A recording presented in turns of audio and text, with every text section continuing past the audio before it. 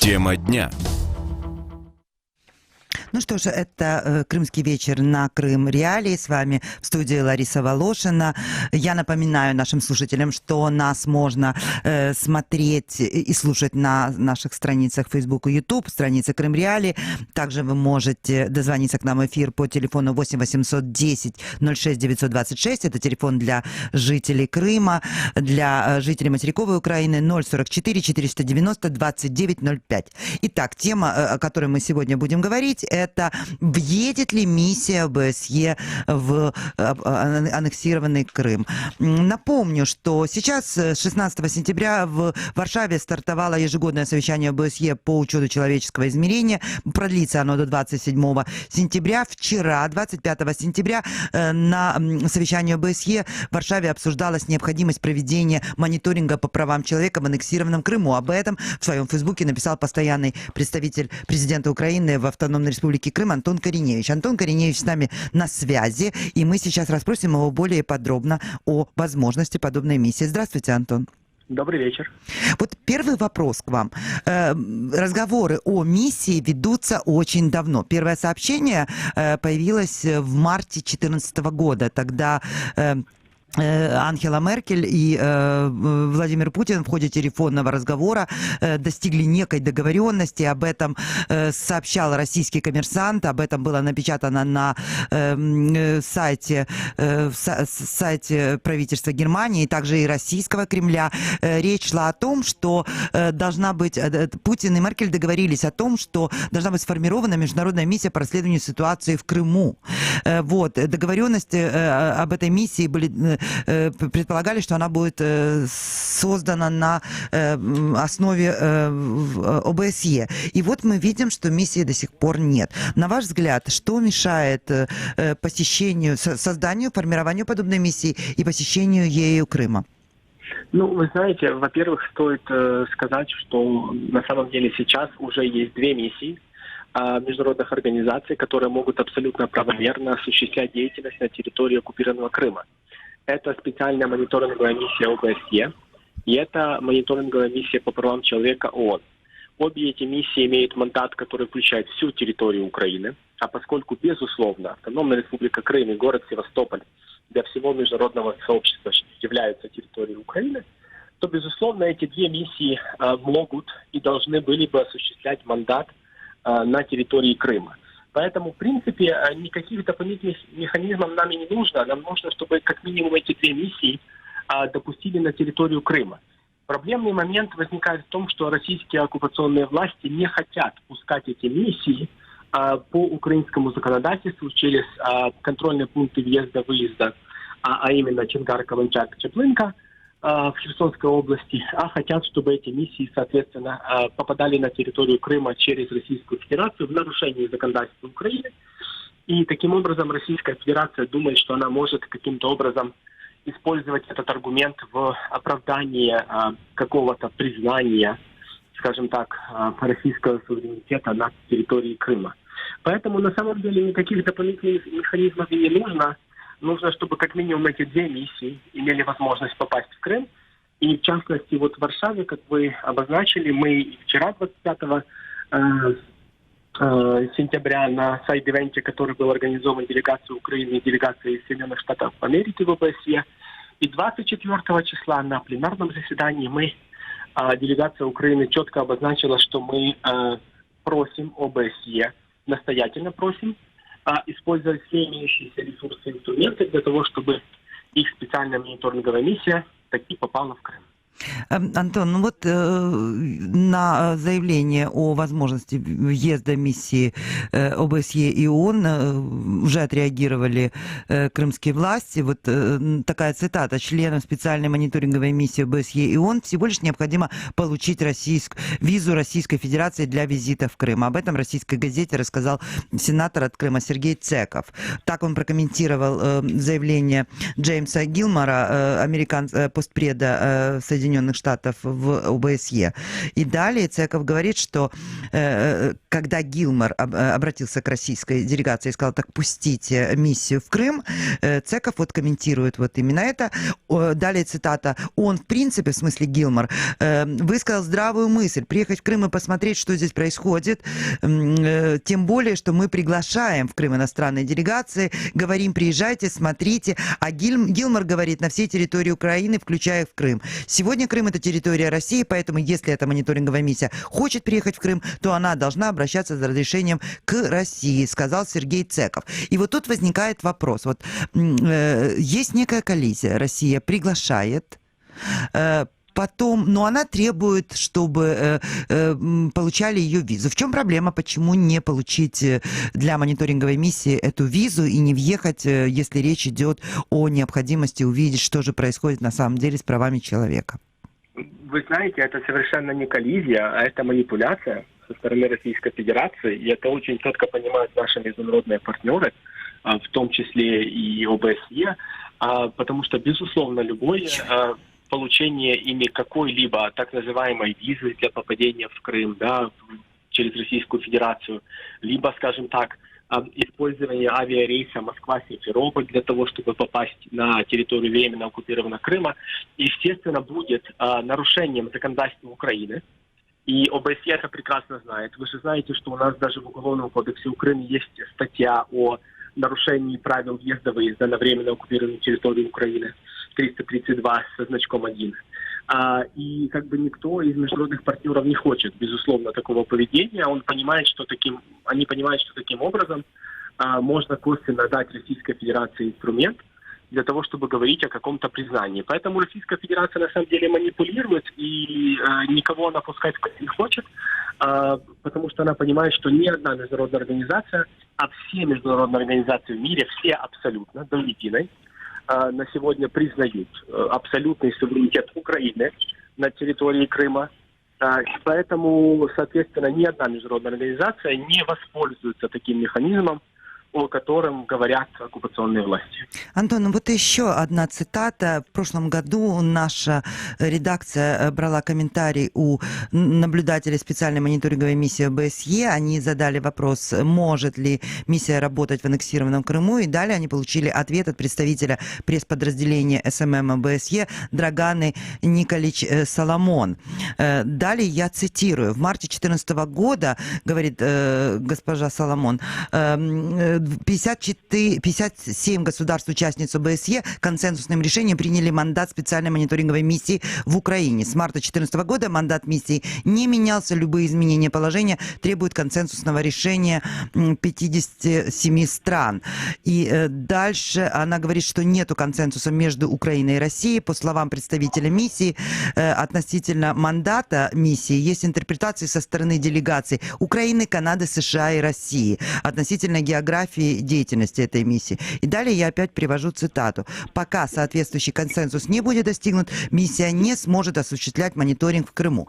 И вот здесь у меня возникает вопрос. В 2014 году, когда этот консенсус был достигнут для миссии, которая действует на территории Украины, Украина согласилась на то, что специальная мониторинговая миссия не будет въезжать в Крым, не включает Крым?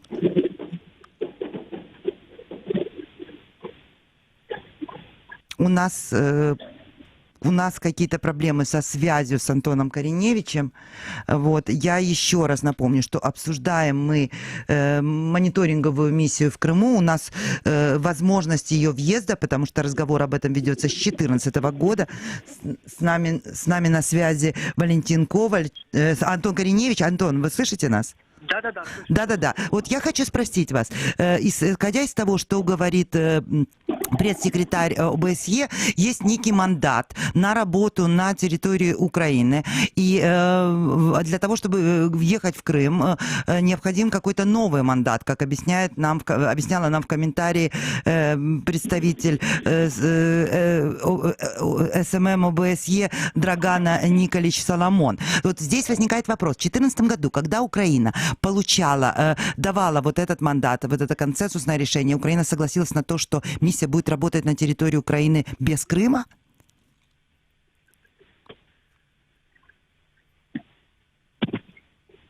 Снова какие-то проблемы, вот что-то происходит.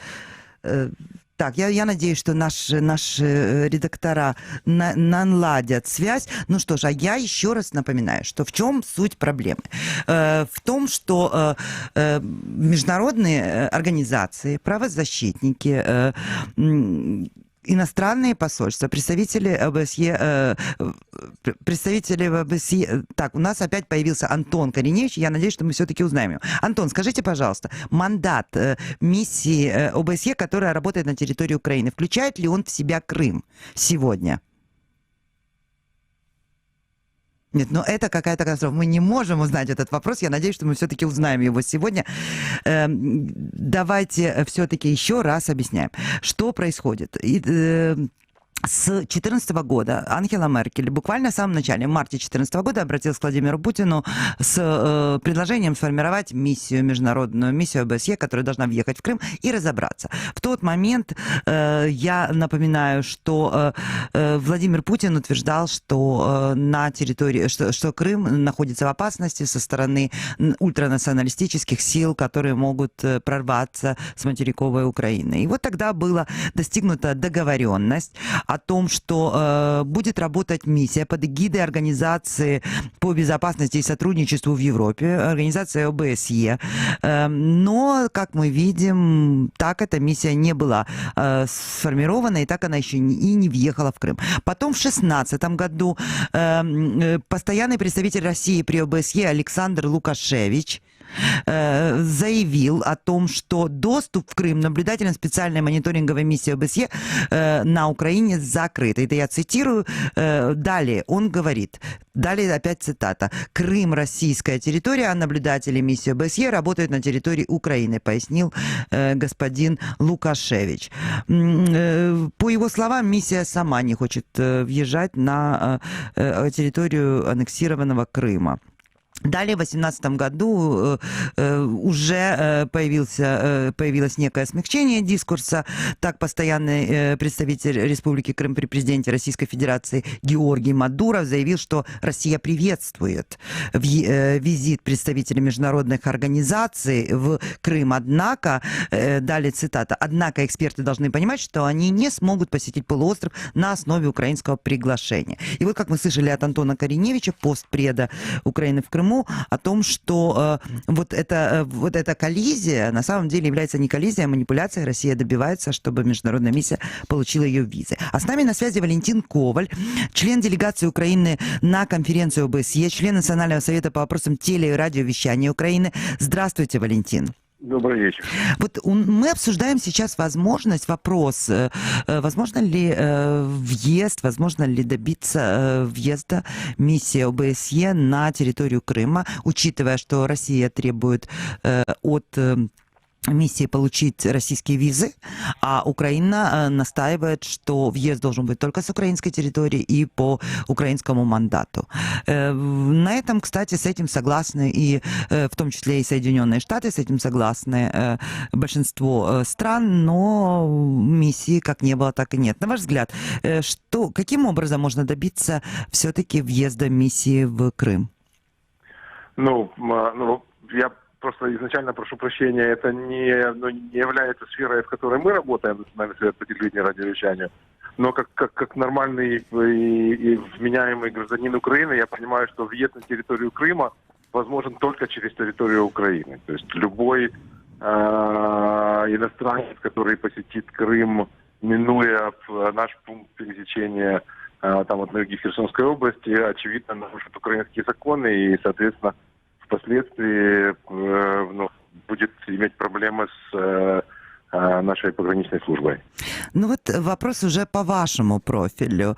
В Крыму есть большая проблема с тем, чтобы слушать украинские теле- и радиостанции, слушать и смотреть, глушится сигнал, и об этом постоянно заявляется как об одном из нарушений. Я напомню, что согласно 4-й Женевской конвенции пропаганда на оккупированной территории является военным преступлением. И, в принципе, Украина как государство настаивает на том, что жители Крыма должны иметь доступ к информации, к свободной, непредвзятой информации. И вот здесь возникает вопрос. каким образом обеспечить вот этот сигнал туда, каким образом обеспечить реализацию этого права? И как вы думаете, должно ли в этой миссии присутствовать некий мониторинг вот этих глушилок? Или все-таки это вопрос технический, который далек от правозащиты? Нет, люди имеют право на информацию. Это одно из основополагающих положений Хельсинского акта и вообще там вся европейская нынешняя демократия строится на том, что люди имеют право высказываться и имеют право знать, что сказали другие. Вот. То, что касается глушения украинских сигналов на территории Крыма, меня это не сильно удивляет, поскольку я себе с трудом представляю обратную ситуацию. Даже когда отношения между Украиной и Россией были вполне себе нормальными, в Украине можно было видеть там 4-5 российских общенациональных каналов, пусть даже в международных версиях, но зачастую и не в международных, а внутренних. И десятки каналов российских были в украинском кабеле, такие тематические, то есть те, которые были не пропагандистские, а так более-менее просто тематические. В то время как украинских каналов в России не было практически никаких. Мы знаем только историю про канал Интерплюс, который когда-то получил разрешение российских регуляторов на вещание в России, но неизвестны случаи, чтобы он там действительно появлялся в кабеле. Поэтому сегодня в Крыму, где вся пропагандистская машина настроена на вымывание любых проукраинских настроений из людей, проживающих на территории Крыма. Вот, представить себе, что там кому-то позволено будет ретранслировать украинские каналы, я не могу. Я могу вспомнить 2014 года, я тогда был не в регуляторе, я тогда руководил одним из каналов, который имел в Крыму 5 передатчиков. И я помню прекрасно, как нас в начале марта всех крепко выключали по очереди, то есть на объекты концерна РРТ в Крыму просто зашли специалисты из России и перекоммутировали сигналы на передатчиках. Канал, который я командовал, канал М1 музыкальный, он дольше всех как-то странно держался в эфире в Крыму, видимо, потому что у нас не было. Возможно, да, потому что музыкальный. Но когда мы просто тогда все каналы, если помните, показывали такую плашечку, титр «Единая страна». Вот. А у нас появилась плашка не просто «Единая краина», «Единая страна» по-русски, еще появилась плашечка «Дыр Девлет», что по-крымски татарски «Одна страна». И вот в тот момент, когда эта плашка появилась у нас в эфире, фактически через 1,5 часа мне перезвонили и сказали, что вы, наверное, тоже допрыгали, и вас тоже выключили. Николай, вот скажите мне, вот с одной стороны мы говорим, что на территорию Крыма должна въехать миссия. Мы, правозащитники, в том числе и вы, и дипломаты, и правозащитники на вот площадке ОБСЕ говорят о многих вещах. Там говорилось о пытках, там говорилось о похищениях, там говорилось в том числе и о свободе слова, и о том, как оттуда из Крыма выходили телеканалы, то есть как отключались украинские телеканалы, все это говорилось. Но при этом, когда приехала делегация российского ОБСЕ, вот произошел, они очень недовольны реакцией, они говорят о том, что на них грубо с ними обращались, и вот смотрите, я просто цитирую, это заявление российской делегации в ОБСЕ, оно опубликовано на сайте российского МИДа. Выступающие акцентировали атмосферу международного мира и гармонии и согласия в многонациональном Крыму. А также отметили, это не про себя выступающие, а также отметили, что любые попытки внести раскол на международной основе инспирируются извне. Извне, я так понимаю, это про вас. И вот здесь возникает вопрос. Слово против слова. И так происходит уже 5 лет. Необходима миссия. И, на ваш взгляд, чем должна заниматься эта миссия? Что она должна исследовать? Во-первых, она должна исследовать правдоподобность и вообще правдивость всех этих заявлений. Как заявлений наших, так и заявлений стороны российских властей. Я думаю, что если она за это возьмется, то она достаточно быстро поймет, на чьей стороне правда. Второе, то, что мы, будучи порядочными людьми, мы скованы в своих действиях вот именно порядочностью, только позитивностью того, о чем мы можем говорить. Мы не можем себе позволить контрпропаганду в том виде, в котором ее позволяют себе россияне, поскольку мы считаем это ниже собственного достоинства. Они не гнушаются ничем для того, чтобы утвердиться там. Вот те журналисты, которые приезжали в Варшаву, и которых я слышал, да, они прекрасно выглядят, они прекрасно одеты, вот, но на секундочку они получили разрешение на издание своих газет там, и радиостанций, и телеканалов от оккупационных властей. То есть какими глазами вы приезжаете в Варшаву, будучи представителями оккупационных властей, это вот этот вопрос им нужно задавать.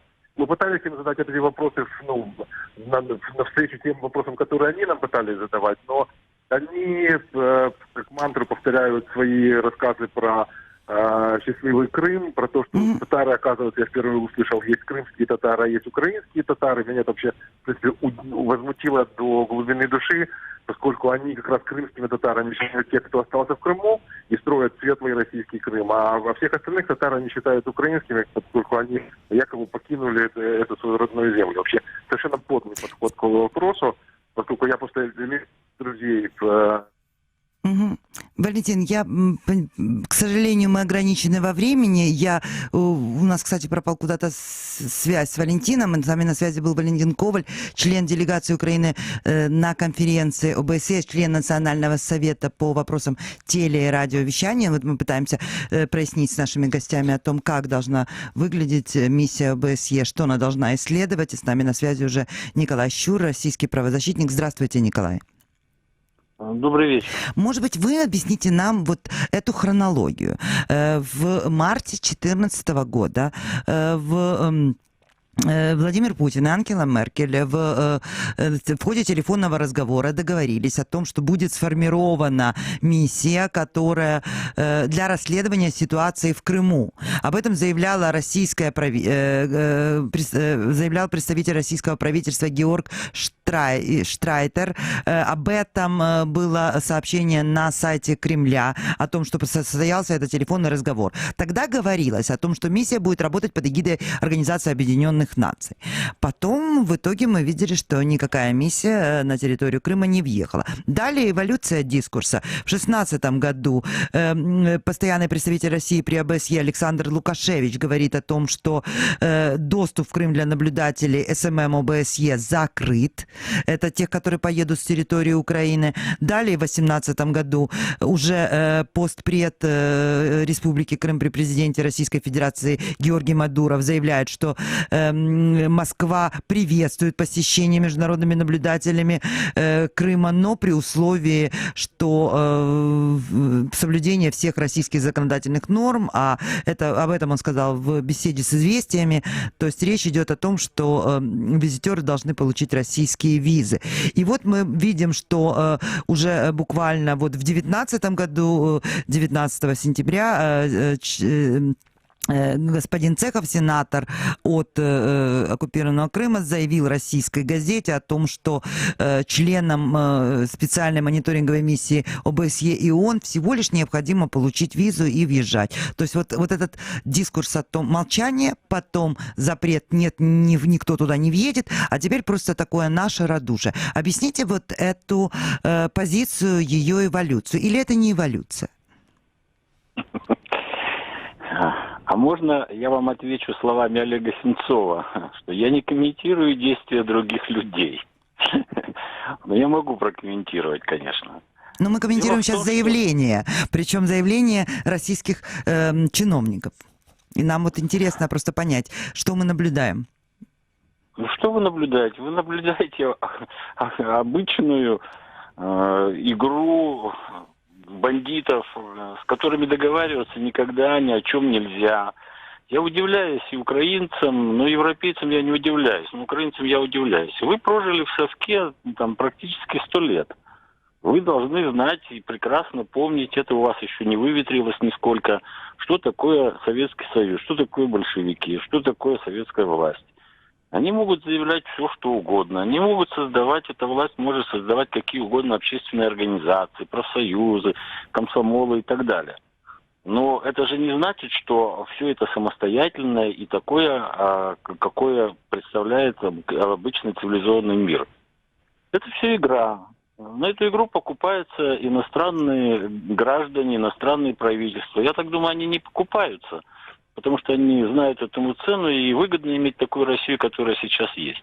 Но вы-то чего покупаетесь, украинцы? Ну, братья, вы же знаете, как жизнь какая здесь была, она и осталась та же самая. Вы сейчас глотнули свободы, глотнули цивилизации, но остаетесь в совке в своей ментальности. Верите советской власти. Зачем вы это делаете? Ничего нельзя верить. Никакой миссии ОБСЕ не будет никогда там. Это игра, которая, когда возникает момент, что нужно показать, что вот я в овечьей шкуре, значит, буду в овечьей шкуре. А когда зубы показать, зубы покажу. Ну, что вот. Понятно. Спасибо большое, Николай. С нами на связи был Николай Щур, российский правозащитник. А мы готовы включить уже следующего нашего гостя. С нами на связи Олег Саакян, украинский политолог, глава платформы социально-гуманитарных инициатив и инноваций «Единый координационный центр». А я, перед тем, как дать слово господину Олегу, напомню, что позиция, что речь идет о въезде миссии ОБСЕ в оккупированный Крым, позиция России по этому вопросу добро пожаловать, но вот как вот тут, как объясняют нам Сергей Цехов, сенатор от Крыма, он говорит о том, что миссия должна въехать по российским документам. И мы обращались в постоянное представительство России в ОБСЕ на момент, за разъяснениями их сегодняшней позиции, на момент эфира ответа на вопрос по позиции России мы не получили, но мы надеемся, что они еще выйдут в наш эфир. Итак, Олег, скажите, пожалуйста, вот то, что мы наблюдаем, вот эти разговоры о том, что миссия, с одной стороны, из предложения надо въехать миссией, с другой стороны, Россия говорит, да, конечно, въезжайте, только берите визы. На ваш взгляд, это какое-то изменение в риторике, или мы продолжаем наблюдать со стороны дипломатическую игру? Безусловно, дипломатическая игра. И в данном случае Российская Федерация, акцентируя внимание на въезде именно по российским правовым нормам, фактически пытаются воспользоваться данным возможным визитом для опосредованной, но тем не менее легитимации, то есть признания подконтрольности Крыма России и российских законов, распространения данных законов и правил на Крым. Поэтому в данном случае это исключительно дипломатическая игра. Прекрасно понимают, что международные организации на это не пойдут, а в случае, если пойдут, то тогда это создаст прецедент, которым можно будет апеллировать на различных других площадках и в отношениях как с ОБСЕ, так и с другими организациями. В комментарии, и, может быть, вы нам прокомментируете этот момент, в комментарии к Крым Реалиям представитель пресс-подразделения СММ ОБСЕ Драгана Николич Соломон рассказала о том, что миссия имеет мандат для работы в Украине. Этот мандат получен консенсусом 57 государств-участниц ОБСЕ, а для того, чтобы въехать в Крым, нужно какое-то изменение мандата, нужен новый консенсус, а этого консенсуса нет. И вот здесь возникает вопрос. Та миссия, которая сейчас работает на территории Украины и которая не может попасть в Крым, я хочу понять, может, вы нам разъясните, Украина согласилась на то, чтобы ОБСЕ работала без Крыма, или это все-таки не совсем достоверная информация? Нет, Украина согласилась, чтобы СМБСЕ работала по всей территории Украины. И именно Российская Федерация не допускает просто мониторинговую миссию, которая находится на территории Украины, а на территорию Крыма, апеллируя к тому, что туда должна попадать другая. Понятно, спасибо. Спасибо большое, Олег. С нами был Олег Саакян. Ну что ж, на этом мы прощаемся. Как всегда, мало времени. Это был «Крымский вечер» на Крым Реалиях.